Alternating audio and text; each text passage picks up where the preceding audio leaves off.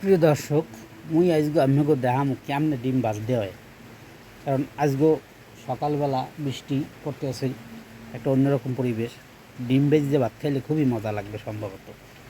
তাই আমি শুরু করলাম। দেখেন, প্রথমে তিল লইলাম, পেঁয়াজ মরিচ কাটা শুরু করলাম। তারপর ডিম আনলাম, ডিমগুলো দিয়ে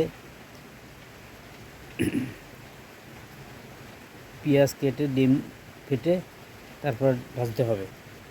আর ডিম ভাজার মূল কারণ হলো এই, আমার স্ত্রী একটু অসুস্থ, তাকে সাহায্য করাই হলো প্রধান উদ্দেশ্য। তাই আমি আজকে সকালে ডিম ভাজবো। দেখুন, পেঁয়াজ কাটা শেষ, মরিচ কাটা শেষ, এখন ডিম ভেঙে ফেটে ভাজা শুরু করব। ও, লবণ দিতে মনে নাই, লবণ দিতে হবে, কারণ লবণ না দিলে কোনো স্বাদই থাকবে না। আর স্বাদ না থাকলে সে জিনিস খেতে কোনো মজা নেই। লবণ দিতেই হবে। পরিমাণ মতো লবণ দিয়ে দিলাম।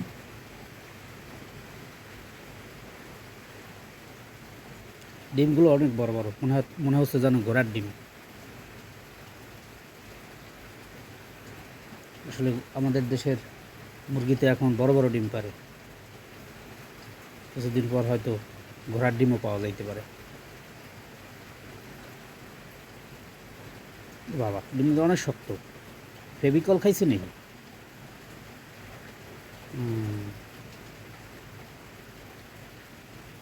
যাক, হয়ে গেল।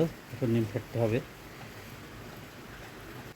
তুমি আমার এমনই একজন, যারে এক জনমে ভালোবেসে ভরবে না এ মন।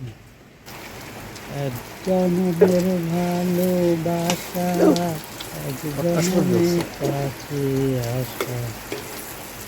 আমি এবার ভালো উল্টাতে পারি না, কারণ কি আমি ভাজা মাছ উল্টে খেতে পারি না।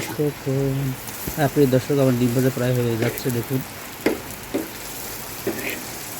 তুমি এমন কোনো কথা বলো না, চোখের টলমলে জলটুকু পেলো না, আমি মরণেও কোনো ভয় পাই না।